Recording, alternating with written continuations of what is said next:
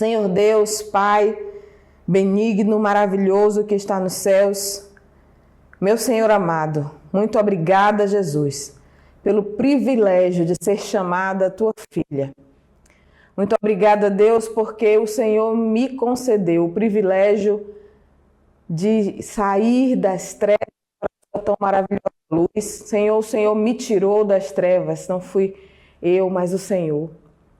Ó Deus, muito obrigada pela tua compaixão, pela tua misericórdia, pela tua graça na minha vida. Senhor, não sei quem eu seria se não fosse a tua graça. Ó Deus, muito obrigada mais uma vez pelo teu Filho que morreu na cruz do Calvário, pelo seu sangue derramado por nós.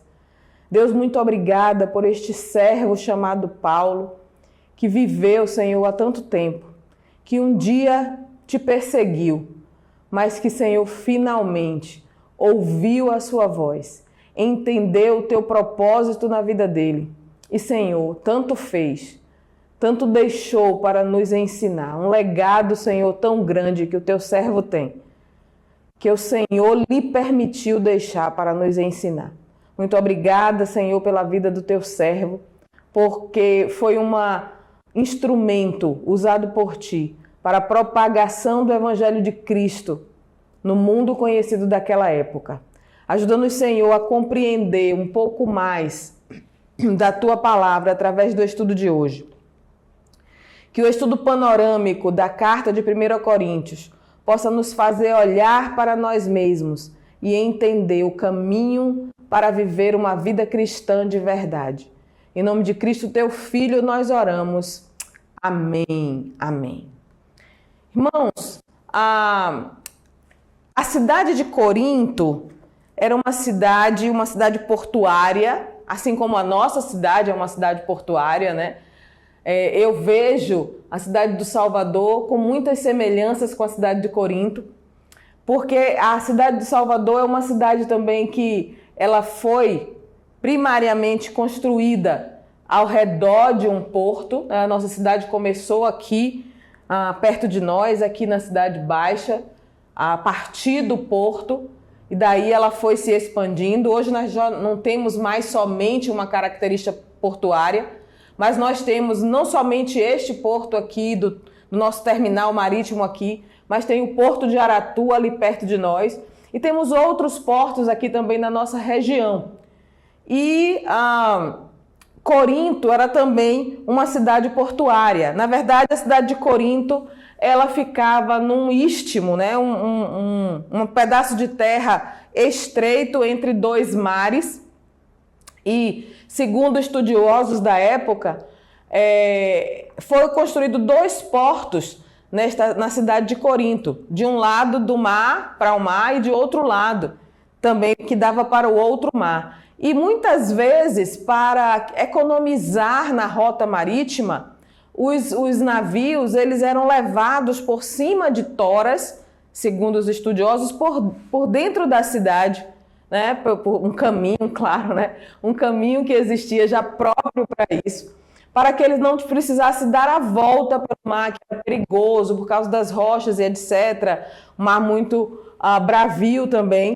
E isso trazia também, não somente, mas também para Corinto, grande valor monetário. Aportar de um lado, ser levado para o outro lado. Custava um valor também aportar em qualquer que fosse, somente por estar ali. Nós que vivemos aqui numa cidade portuária sabemos e imaginemos há séculos passados qual é a importância das navegações e de estar numa cidade portuária. Para além da importância econômica, né, a cidade de Corinto também era uma cidade que vivia com pessoas de todas as regiões, culturas, religiões, e isso fazia um movimento muito grande nesta cidade. E talvez essa tenha sido uma das razões que o apóstolo Paulo escolheu esta cidade para iniciar mais uma igreja. No livro de Atos, no capítulo 18, nos versículos de 1 a 4, nós lemos assim: Depois disto, deixando Paulo Atenas, partiu para Corinto. Lá encontrou certo judeu chamado Áquila, natural de Ponto, recentemente chegado da Itália, com Priscila ou Prisca, sua mulher, em vista de ter Cláudio decretado que todos os judeus se retirassem de Roma. Paulo aproximou-se deles e, posto que eram do mesmo ofício, passou a morar com eles e ali trabalhava, pois a profissão deles era fazer tendas. Paulo, Priscila e Áquila eram fazedores de tendas por profissão. E aí o versículo 4 diz: e todos os sábados discorria na sinagoga, persuadindo tanto judeus como gregos. Nós já aprendemos que esta era a estratégia primária de Paulo. Ele primeiro ia às sinagogas para pregar o evangelho de Cristo. Ele primeiro pregava aos judeus naquela cidade e depois, então, ele partia para os gentios. Mas esta sempre foi a sua estratégia primária. Então, aqui está, no capítulo 18, já chegando ao fim da sua segunda viagem, quando ele chegou a Corinto. E os historiadores dizem que ele ficou ali por cerca de 1 ano e meio, e foi quando esta igreja ali em Corinto foi fundada. Depois disso, então, ele parte dali de Corinto para Éfeso, onde ele passa um tempo também ali em Éfeso. Então vamos a uma visão panorâmica desse texto aí que nós vamos encontrar na carta de Paulo aos Coríntios, primeira carta de Paulo aos Coríntios. Uma curiosidade, queridos, é que esta não é, na verdade, a primeira carta. Ela é chamada de primeira carta nas nossas Bíblias porque ela é a primeira que nós temos conhecimento. Fala-se de uma carta ou outra que foi escrita, mas ela não foi encontrada. Então, entendemos que não era o propósito de Deus que ela chegasse até nós. Das que foram encontradas, essa que nós temos é a primeira epístola paulina aos Coríntios. Então, ela está no grupo das epístolas paulinas. Nós sabemos já que temos 2 grupos de cartas no Novo Testamento, as cartas de Paulo e as cartas chamadas gerais, que são escritas por outros autores. Então, o autor dessa é o apóstolo Paulo. Ela foi escrita na segunda metade da década de 50 depois de Cristo, né? Entre 56 e 57. Ela foi escrita de Éfeso, então depois que ele tinha saído de Corinto, como nós mencionamos. Ela foi escrita especificamente para os cristãos em Corinto, mas como nós vamos ver, ou já sabemos, ela é uma carta que ela é para todos nós em todos os tempos, né? Ela é uma carta que fala conosco hoje. Às vezes eu penso que nós gostaríamos de ser mais Éfeso e menos Corinto, mas nós somos muito mais Corinto do que Éfeso.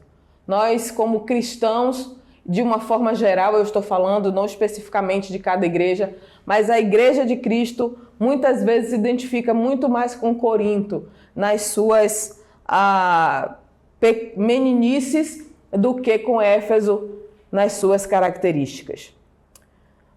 Então ela foi direcionada aos cristãos em Corinto de uma forma específica, mas a nós outros.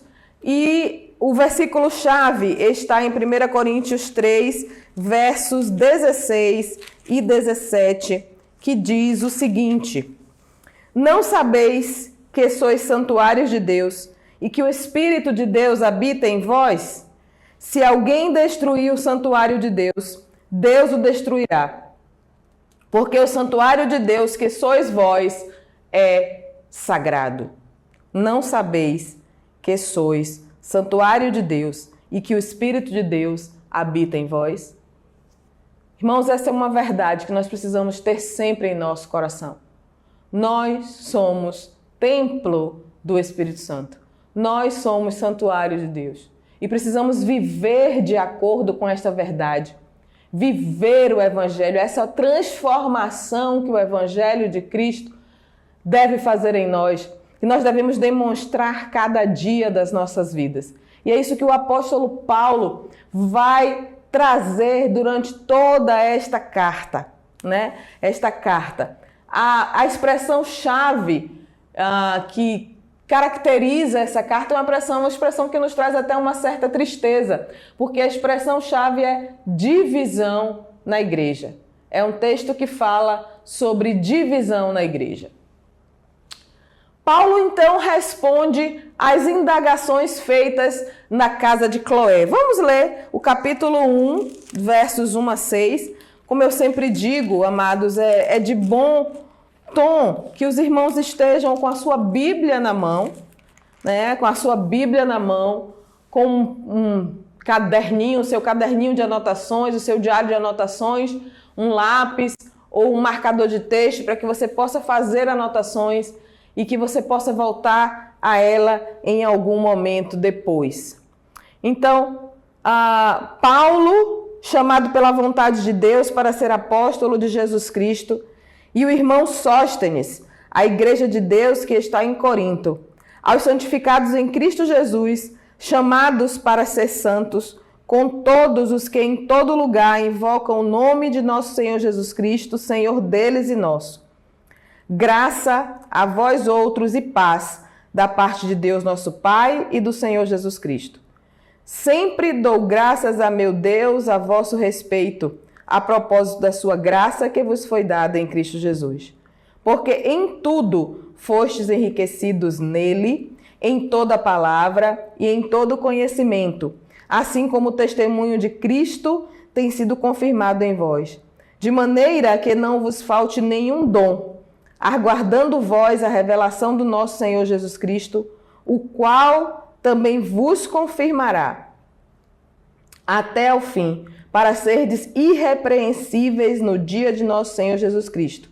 Fiel é Deus, pelo qual fostes chamados à comunhão de seu Filho, Jesus Cristo, nosso Senhor. Então, aí a apresentação de Paulo, né? O nosso irmão Paulo, ele se colocando aqui como a pessoa que foi escolhida pelo próprio Jesus Cristo para se tornar apóstolo, lhe dando a referência de quem ele é. E aí ele vai dizer também depois as razões que o levaram a escrever esta carta. Alguns dizem que a igreja de Corinto foi a igreja mais amada pelo apóstolo Paulo. No versículo 11, ele diz assim, eu vou ler do 10 em diante. Rogo-vos, irmão, pelo nome do Senhor Jesus Cristo, que faleis todos a mesma coisa e que não haja entre vós divisões. Antes, sejais inteiramente unidos na mesma disposição mental e no mesmo parecer. Pois, a vosso respeito, meus irmãos, fui informado pela casa de Cloé de que há contendas entre vós. Então, nós entendemos aqui que Paulo está respondendo a um chamamento que ele teve. Ele foi chamado a intervir em problemas que aconteciam na igreja. E os primeiros problemas de que ele foi comunicado é que estava havendo divisão na igreja. Então a gente pode talvez dividir aí, se os irmãos derem uma olhada nessa tabela que nós temos aqui, os irmãos vão perceber que nós podemos dividir o texto de 1 Coríntios em problemas, né? Então tinha o problema da divisão na igreja, tinha problemas morais e éticos, tinha problemas no culto, tinha problemas da doutrina da ressurreição. Então, nós poderíamos considerar que a epístola de Paulo, a primeira carta de Paulo aos Coríntios, é uma carta para correção, uma carta para correção de problemas que aconteciam naquela igreja. Mas é muito mais do que isso, é uma carta que exorta, é uma carta que também fala sobre o amor, é uma carta que ensina, é uma carta que transcende os problemas daquela época. Mas vamos pensar um pouco no que eles traziam, né? Nos primeiros capítulos de 1 a 4, ele vai falar sobre divisões na igreja. Ele começa falando, olha, alguns aqui estão dizendo, eu sou de Apolo, outros estão dizendo eu sou de Paulo, outros estão dizendo eu sou de Pedro, outros estão dizendo até que são de Cristo. Aí você vai dizer, esses que são de Cristo são os melhores, eles estão mais certos. Não, porque talvez estão dizendo que são de Cristo, mas estão só dizendo que eles são melhores do que os outros têm alguma coisa errada e eles são os certos. Será que a nossa igreja hoje tem grupos assim? Eu sou de pastor fulano, gosto mais de pastor Beltrano, não, pastor Cicrano é melhor. Ou até indo para outra igreja, não, vamos para ouvir a mensagem agora do pastor da outra igreja X ou Y ou Z, que é melhor do que nós temos aqui. Irmãos, Paulo vai pregar, dizer a Corinto, que eles não são nada. Nem Paulo, nem Apolo, nem Pedro são nada. Porque todos pertencem a Cristo. Porque todos estão debaixo da cruz de Cristo. Porque todos ali são dependentes do Evangelho de Cristo. É em Cristo que todos estamos firmados. É a cruz de Cristo, é a mensagem da cruz que é importante para nós. Não é a pessoa que traz a mensagem, mas a mensagem que é importante. E o que é mais importante aqui, não existe nenhum motivo que seja suficiente bom para sustentar divisão na igreja. Depois os irmãos trazem situações de problemas morais e éticos na igreja, né? A partir do capítulo 4, nós vamos ver a questão, aliás, do capítulo 5, nós vamos ver questões de imoralidade sexual. E aqui, amados irmãos, tudo que eu falei sobre a cidade de Corinto, né? Sobre ela ser, vou trazer aqui para os irmãos, né? Corinto tinha cerca de 500 mil de pessoas. Quando a gente pensa assim, Salvador tem muito mais do que isso, mas imaginemos que isso era no primeiro século, né? E existia uma expressão chamada corintializar naquela época, que significa era traduzida como cometer atos de imoralidade. Então, vamos ali corintializar. Significava que a pessoa estava te convidando para cometer atos de imoralidade. Tal era a fama de Corinto. E alguns irmãos na igreja estavam achando, então tudo bem, nós temos liberdade em Cristo, podemos fazer de tudo. E aquela ideia, até que há algum tempo estava ficando famosa aqui em nosso meio, a ideia da hipergraça, qualquer coisa que nós fizermos, Deus vai nos perdoar, porque a graça de Cristo cobre a multidão dos nossos pecados. Então nós podemos fazer qualquer coisa. E aí, queridos, os irmãos na igreja estavam entendendo que eles podiam fazer qualquer coisa, que eles podiam ter qualquer atitude de imoralidade e tudo isso estava bem, Deus estava de boa com isso, que não precisava haver preservação do seu corpo, nem da sua moralidade, nem de nada que Deus não se importava com isso. E Paulo pega o exemplo do irmão que estava tendo relações com a madrasta, ele fala, olha, essa pessoa ela precisa ter disciplina, a gente precisa disciplinar esse irmão. E leva a igreja a fazer a disciplina em amor para com aquele irmão, e leva a igreja a tratar o problema, a enxergar o problema como um problema, não como algo que está tudo bem para todo mundo. E no capítulo 6 nós vamos ver Paulo ensinando as questões de sensualidade condenada. No versículo 19 do capítulo 6, ele diz, acaso não sabeis que o vosso corpo é o santuário do Espírito Santo que está em vós? Então Paulo ensina aquele povo a importância, sim, de preservar o nosso corpo, que é parte de nós mesmos. E que quando nós cremos em Cristo como nosso Salvador pessoal, todo o nosso ser precisa ser modificado. Tudo em nós precisa ter um novo relacionamento com Cristo. Sim, a liberdade em Cristo é uma verdade, mas nós precisamos usar a liberdade não como libertinagem, mas numa forma de entregar o nosso corpo para servir a Deus, né? Não com impureza, mas com inteireza de coração. Aí depois, no capítulo 8 em diante, a igreja traz um novo problema, né? Que às vezes entre nós já não acontece mais tanto. Ela vai trazer sobre a carne oferecida aos ídolos. Comer ou não comer? E aí o apóstolo Paulo traz uma resposta muito sensata para essa pergunta aos irmãos. Ele diz assim, olha, você está tranquilo com a sua consciência? Para você está tudo bem? A sua liberdade, a sua consciência, ele diz que Deus não está se importando com isso? Tudo bem. Mas e o seu irmão? Como é que ele está com isso? Ele tem a mesma consciência que você? Então, o conselho que Paulo dá àqueles irmãos é, olha, se você for avisado que aquilo ali foi sacrificado a ídolo, não compre. Porque quem lhe avisou sabe que você serve a Deus e ou ele quer ver a sua reação ou ele está cuidando de você. Então, se prive de fazer.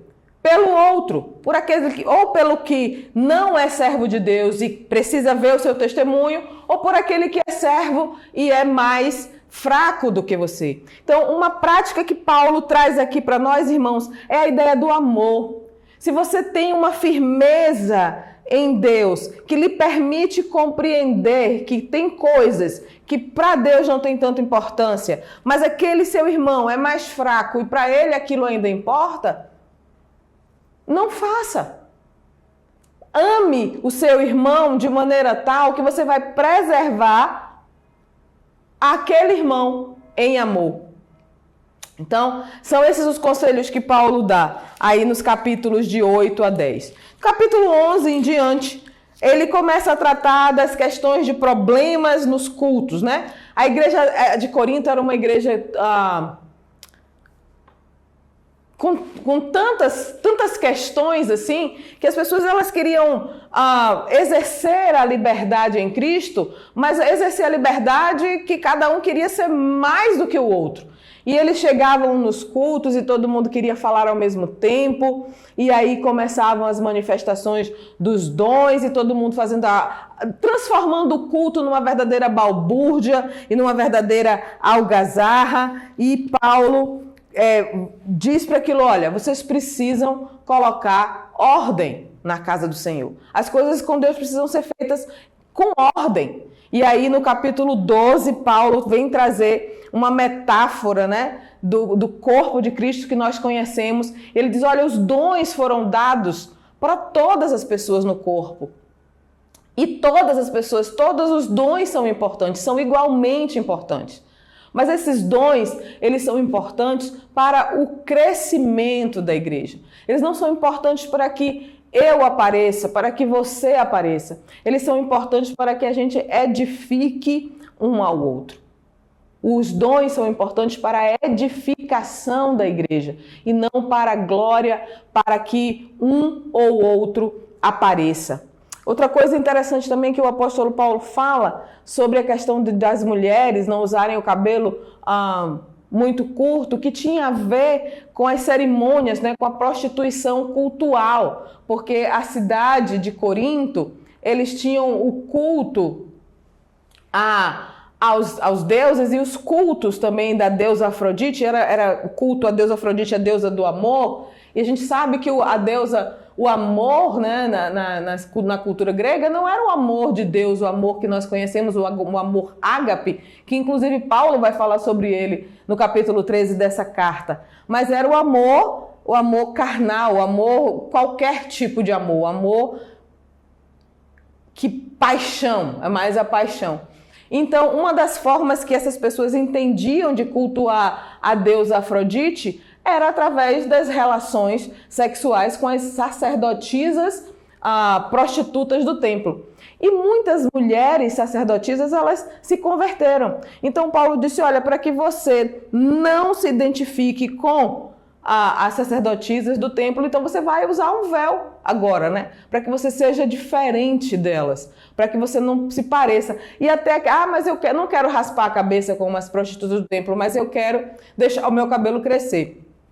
E até nesse sentido poderia se parecer também, porque quando a prostituta deixava o serviço, o cabelo ia crescendo e nós sabemos, né, o cabelo não fica grande de repente.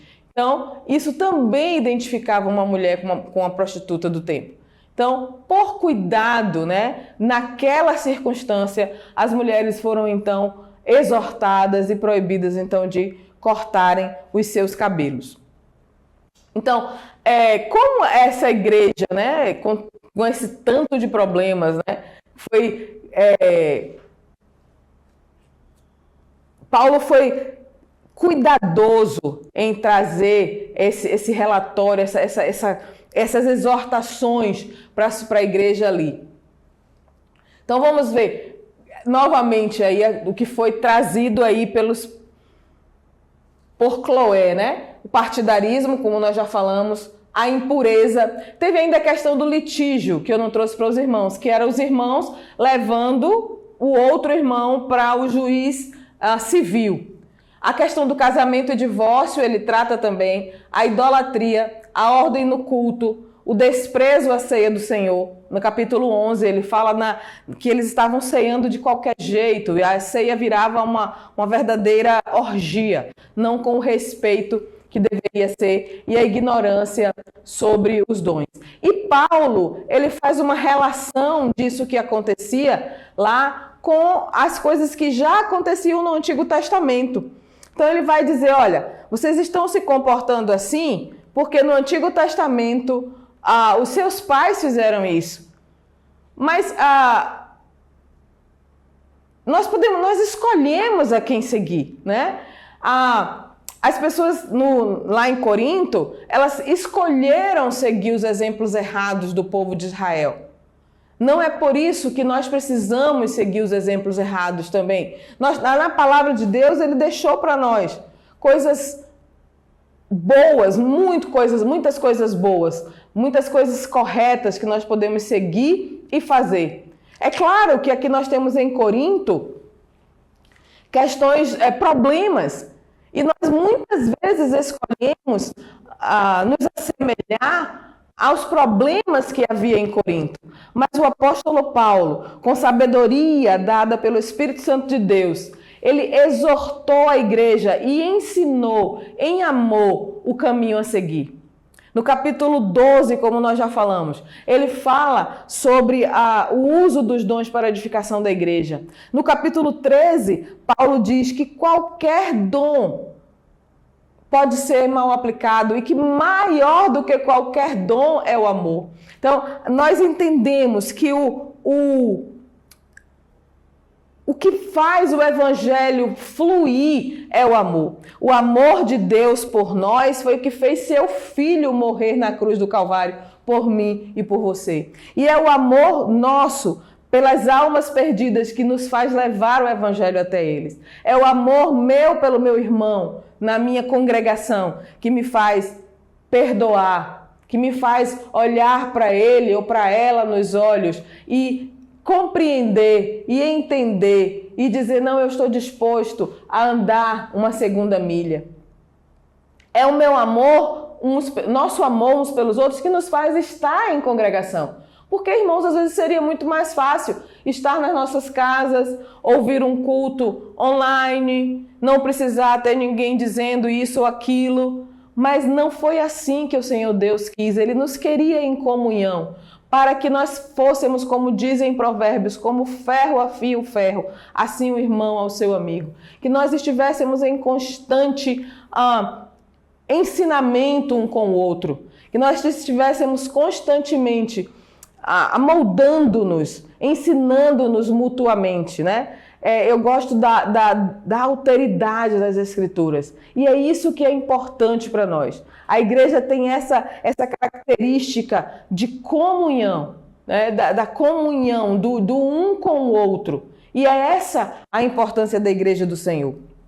No capítulo 15 de 1 Coríntios, Paulo traz um verdadeiro tratado a respeito da ressurreição.